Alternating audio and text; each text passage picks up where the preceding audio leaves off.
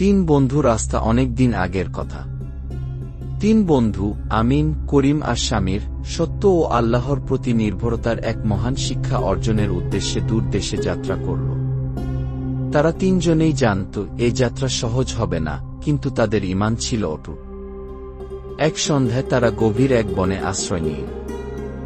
রাত গভীর হলে সিদ্ধান্ত হল একজন পাহারা দেবে আর বাকি দুজন ঘুমাবে। প্রথমে আমিন পাহারায় বসল। জেগে থাকতে থাকতে তার মনে হল আল্লাহর সন্তুষ্টির জন্য কিছু করা উচিত কি, তাই সে আশেপাশের কাঠ জড়ো করে এক ছোট্ট মসজিদের কাঠামো তৈরি করল। কাজ শেষ করে করিমকে ডাকল। করিম পাহারায় বসে তাকিয়ে দেখল মসজিদের কাঠের কাঠামো।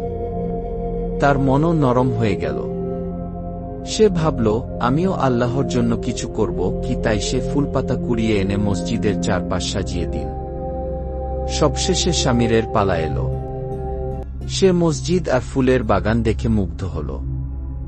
শামির তখন সেখানে দাঁড়িয়ে 2 রাকাত নামাজ আদায় করল এবং বলল, হে আল্লাহ, তুমি আমাদের হেফাজত করো। হঠাৎ সকালে একদল ডাকাত বনের ভেতর প্রবেশ করল। 3 বন্ধু ভয় পেয়ে গেলেও মসজিদের ভেতরে ঢুকে আল্লাহর কাছে প্রার্থনা করল। আশ্চর্যজনকভাবে ডাকাতরা যেন কোনো অদৃশ্য শক্তি দ্বারা পথভ্রষ্ট হয়ে অন্যদিকে চলে গেল। তারা বুঝতে পারল আল্লাহ যাদের ভালোবাসেন তাদের রক্ষা করেন। পরদিন তারা আবার যাত্রা শুরু করল এবং এক নির্জন গ্রামে পৌঁছাল। সেখানে গিয়ে দেখল মানুষজন দুঃখে কষ্টে দিন কাটাচ্ছে, ফসল নেই, পানি নেই, বাচ্চারা শিক্ষাবঞ্চিত।